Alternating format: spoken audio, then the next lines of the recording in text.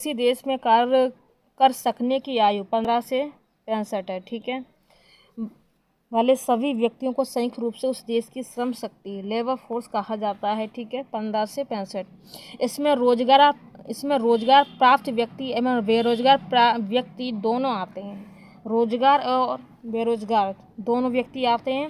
रोजगार के संदर्भ में 273 दिनों तक प्रतिदिन 8 घंटे के कार्य मानक वर्ष कहा जाता है। 273 दिनों तक प्रतिदिन 8 घंटे कार्य, ठीक है, कहा जाता है। तथा जो व्यक्ति इतने दिनों तक रोजगार में है उसे पूर्ण रोजगार में माना जाता है। उन व्यक्तियों को बेरोजगार माना जाता है जो कार्य करने की क्षमता तथा इच्छा रखते एवं प्रचलित में दूरी पर कार्य हेतु प्रस्तुत होते हैं, ठीक है।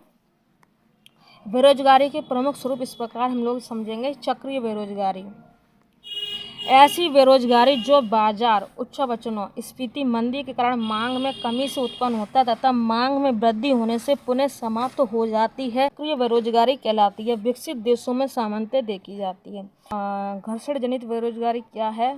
घर्षण जनित बेरोजगारी वास्तव में एक रोजगार को छोड़कर दूसरे रोजगार की प्राप्ति के मध्य की अवधि की बेरोजगारी, तकनीकी आदि में परिवर्तन के कारण नौकरियों में छंटनी इस बेरोजगारी का एक प्रमुख कारण यह भी विकसित देशों में सामान्यतः मिलती है, ठीक है। आगे देखेंगे संरचनात्मक बेरोजगारी इस तरह की बेरोजगारी लोगों में कौशल के अभाव की स्थिति उत्पन्न करती है। जब लोग रोजगार के अनुरूप योग्यता व धारित कर पाने के कारण बेरोजगार बने रहें तो बेरोजगारी को संरचनात्मक बेरोजगारी कहा जाता है। यह विकासशील एवं अल्प विकसित देशों की सामान्य विशेषता है। भारत में भी संरचनात्मक बेरोजगारी का स्तर उच्च है। मौसमी बेरोजगारी देखिए, मौसमी बेरोजगारी कृषि क्षेत्र में सर्वाधिक पाई जाती है।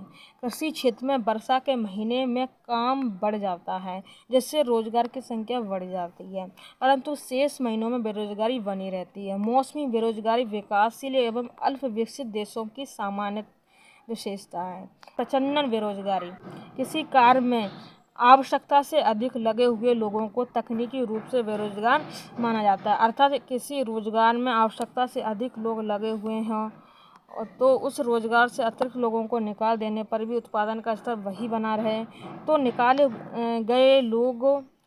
गए अतिरिक्त लोगों को प्रच्छन्न बेरोजगार माना जाता है। तकनीकी शब्दों में जिस व्यक्ति की सीमांत उपयोगिता क्या हो जाती है? शून्य हो, अर्थात उसका उत्पादन में कोई अतिरिक्त योगदान ही ना हो तो उसे प्रच्छन्न बेरोजगार माना जाता है, भले ही वो रोजगार में क्यों ना हो। प्रच्छन्न बेरोजगार प्राथमिक क्षेत्र विशेषकर कृषि क्षेत्र में बहुत आयत में पाया जाता है।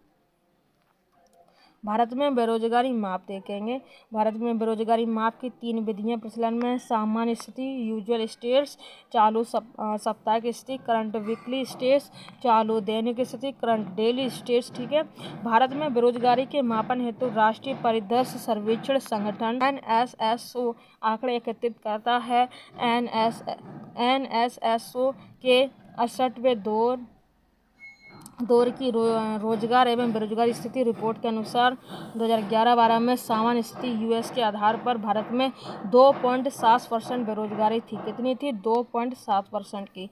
भारतीय राज्यों में सर्वाधिक बेरोजगारी नागालैंड में। भारतीय राज्यों में सर्वाधिक जो बेरोजगारी है वो नागालैंड में है, दर्ज की गई है। इसके पश्चात लक्षद्वीप में की गई है, इसके पश्चात त्रिपुरा में की है। सर्वाधिक बेरोजगारी वाले राज्य हैं ये, ठीक है। Aspirational district programme ADP NITI Aayog में शुरू किया गया था। कब किया गया था? जनवरी 2018 में शुरू किया गया था।